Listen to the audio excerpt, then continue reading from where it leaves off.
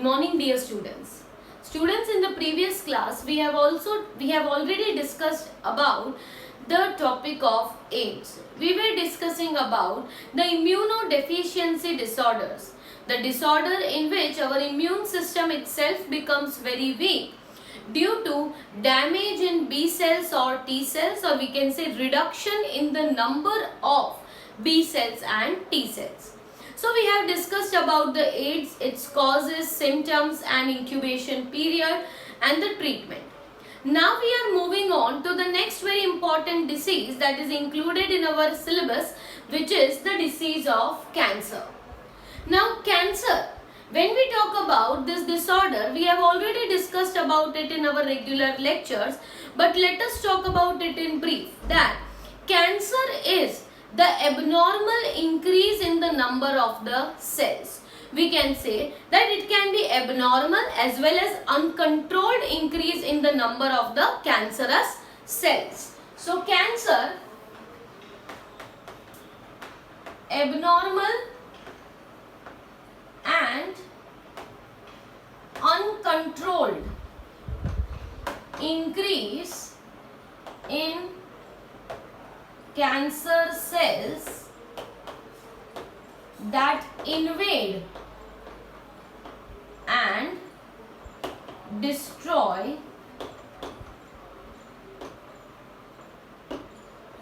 the surrounding tissues. So when we talk about the disorder, the disease of cancer, it is an uncontrolled division of the cancerous cells. Uncontrolled as well as abnormal division of the cancer cells, which may penetrate even into the adjacent tissues, and after penetrating they even are responsible for damaging the function of the adjacent tissues. So such type of disorder is the cancer. Here the cancerous cells will be proliferating without differentiation. तो इनमें differentiation नहीं होता, सिर्फ proliferation होता जाता है, right? So cancer cells proliferate without differentiation. Differentiate नहीं होते, सिर्फ डिवाइड होते जाते हैं, और डिवाइड हो जाने की वजह से they are responsible for forming a mass, a clump of cells at a site which is referred as the tumor. And these cancerous cells, they do not remain confined to one location. Instead, they will be moving on to the adjacent tissues through the blood and lymph. They might move even to some other site which is different from the site of the origin. And at this other site, they may develop a new group of cells, a new bunch of cells, and result into the tumor. Such property of cancerous cells was known as metastasis or the secondary growth. Okay. So cancerous cells are not confined to one origin. Instead, they move along with blood and lymph to a site other than origin and form a new tumor. And this property is known as the metastasis, right? तो यहाँ पे हमने basic थोड़ा discuss कर लिया कि cancer जो है, it is an uncontrolled and abnormal increase in the number of cancer cells. Cancer cells का एक अबनॉर्मली इंक्रीज होता जाता है, अनकंट्रोल्ड सेल डिवीजन होता है, ठीक है, और ये सराउंडिंग टिश्यूज में भी इन्वेड कर लेते हैं और सराउंडिंग टिश्यूज के भी फंक्शन को ये डैमेज या डिस्ट्रॉय कर लेते हैं. And therefore they have a property of proliferating, but they do not have a property of differentiation, right? So as a result, they form a tumor, they form a mass of cells. Cancer cells कोई एक जगह पे confined नहीं रहते, अगर उनका origin है भी तो वो ओरिजिन से they will be moving on to the other locations through the blood and lymph, and when they move to some other location, they invade into some other tissue, they proliferate into some other tissue, and therefore responsible for forming a new tumor at a new site. Such a property of spreading in the parts of the body is known as the property of metastasis or the secondary growth. So secondary growth is going to occur once a tumor is developed into the body. Now why are these cells different from the normal cells? तो जो हमने बात की है already कि cancerous cells और normal sales में difference क्या होता है. नॉर्मल सेल्स जो होते हैं उनका एक पर्टिकुलर लाइफ स्पैन होता है. इस लाइफ स्पैन के बाद नॉर्मल सेल्स को रिप्लेस कर दिया जाता है और ये रिप्लेसमेंट जो होता है वो सेल डिवीजन और सेल डिफरेंशिएशन से होता है. Right, what I am saying is that normal cells have a particular lifespan. After this lifespan, they will be replaced by the new cell by cell division and cell differentiation. But cancerous cells जो होते हैं उनमें cell differentiation की property होती नहीं है. Normal cells have a property of contact inhibition. मतलब ये जो बाजू के सेल के जो आजू बाजू के सेल्स हैं उनका अनकंट्रोल्ड सेल डिवीजन नहीं होने देंगे. कैंसरस सेल्स में कॉन्टैक्ट इनहिबिशन का प्रॉपर्टी नहीं होता और ये कॉन्टैक्ट इनहिबिशन का प्रॉपर्टी ना होने की वजह से उनका सेल डिवीजन अनकंट्रोल्ड रहता है. Okay, so I am mentioning that normal sales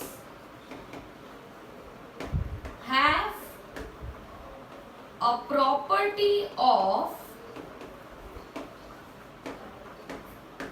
contact inhibition.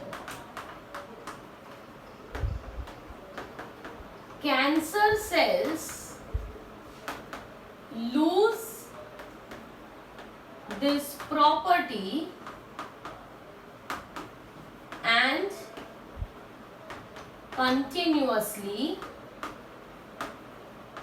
divide. Right, तो नॉर्मल सेल्स जो होते हैं उनमें कंट्रोल्ड सेल डिवीजन और कंट्रोल्ड सेल डिफरेंशिएशन होता है क्योंकि नॉर्मल सेल्स के बीच में कॉन्टैक्ट इनहिबिशन की प्रॉपर्टी है. कॉन्टैक्ट इनहिबिशन मतलब ये आसपास में जितने भी सेल्स हैं उनका अनकंट्रोल्ड सेल डिवीजन नहीं होने देंगे. They will have a very regulated cell cycle.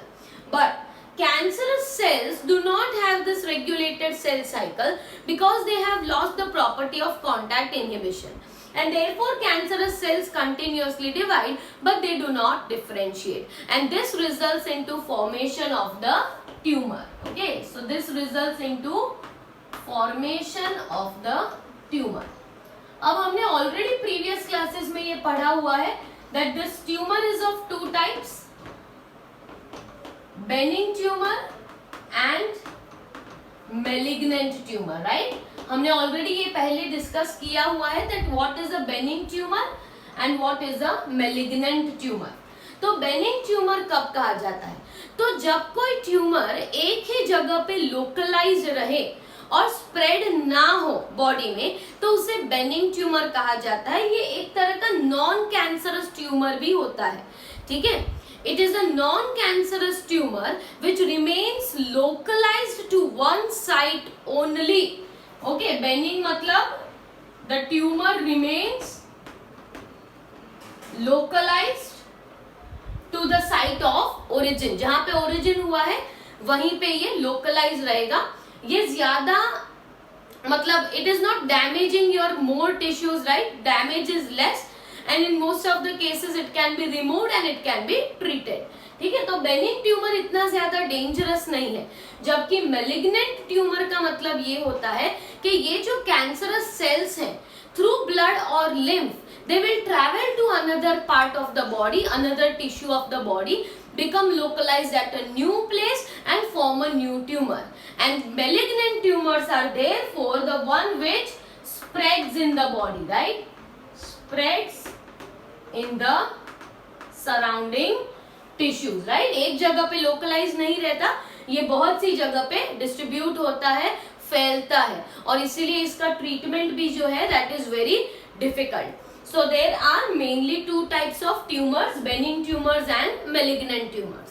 दूसरी एक इंपॉर्टेंट चीज जो हमें डिस्कस करनी है, तो कैंसर है तो कैंसर के टाइप्स पता होने चाहिए, राइट। टाइप्स ऑफ कैंसर्स, तो कैंसर जो है उसके मेनली 3 टाइप्स होते हैं। एक होता है कार्सिनोमा, सार्कोमा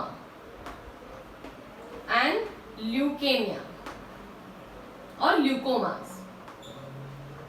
ओके, तो कार्सिनोमा जो कैंसर है, this is the cancer mainly associated with the epithelial tissue.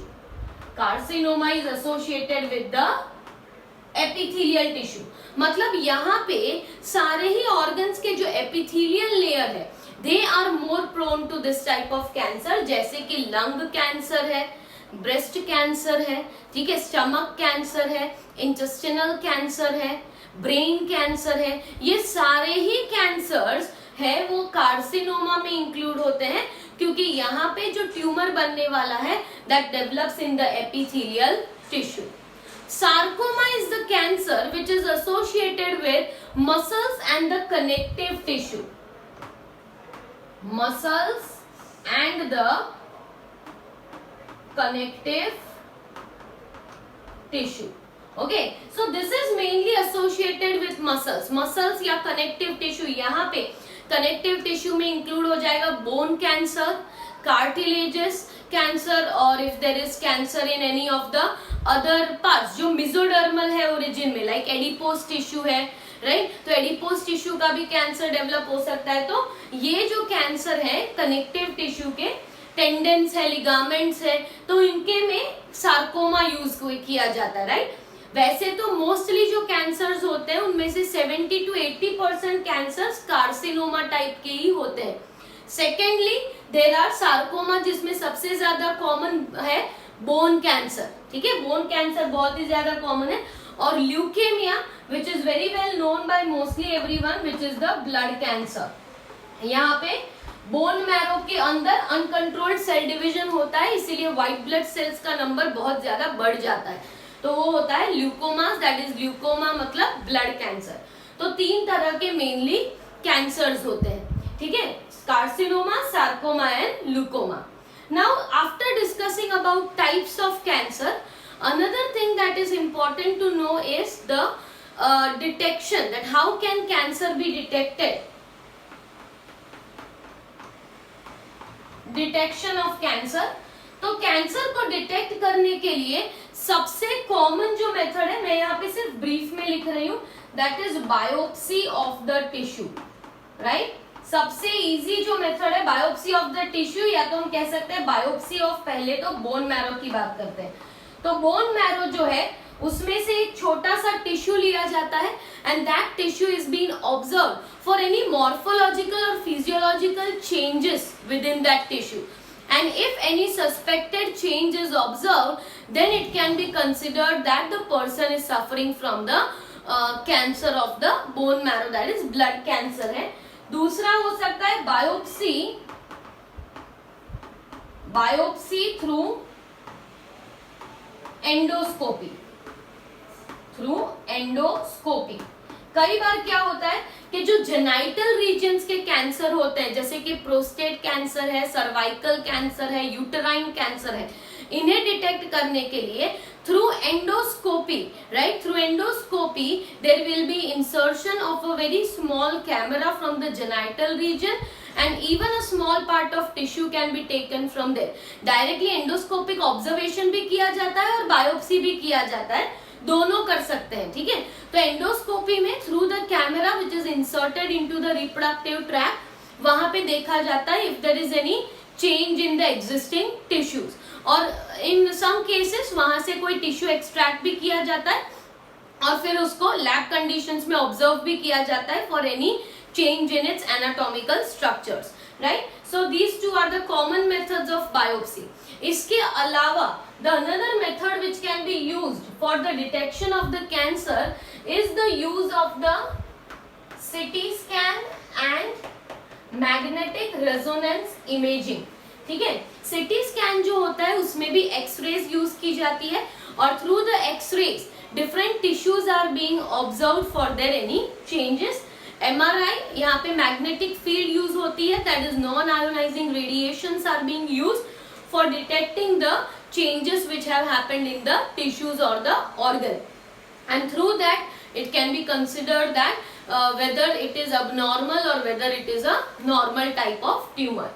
दूसरी चीज, सिटी स्कैन और एमआरआई के साथ साथ mammography is being done particularly for detecting the breast cancer. Mammography जो होता है उसमें रेडिएशंस होते हैं, राइट, रेडिएशंस यूज किए जाते हैं to suspect that whether the breast will be developing some type of tumour in near some time और नॉट। सो मेमोग्राफी में रेडिएशंस यूज होते हैं to detect the breast cancer. इसके अलावा antibody against cancerous antigen are also used. Antibodies against antigens, right, जो cancer cells हैं उनके पास भी स्पेसिफिक एंटीजन्स होते हैं, कैंसरस सेल्स के भी स्पेसिफिक एंटीजन्स होते हैं, तो इन एंटीजन्स को डिटेक्ट करना उसके लिए एंटीबॉडीज यूज होते हैं। तो antibodies can be used to detect the cancerous cells with their antigens and that is by the interaction of the antibody and antigen. यहाँ पे मोनोक्लोनल एंटीबॉडीज भी यूज किए जाते हैं and through monoclonal antibodies also it can be diagnosed that if a person is suffering from cancer or not. तो detection में biopsy किया जाता है बोन मैरो का या तो टिश्यू का एंडोस्कोपी किया जाता है, कई बार सिटी स्कैन और एमआरआई से रिपोर्ट्स लिए जाते हैं, कई बार मेमोग्राफी किया जाता है in the case of breast cancer और कई बार एंटीबॉडीज यूज किए जाते हैं। तो depending upon what part is being suspected different types of techniques can be use for detection. अब अगर डिटेक्शन की बात की है, डायग्नोसिस की बात की है, तो दूसरी एक बात इंपॉर्टेंट है, what are the causes of cancer.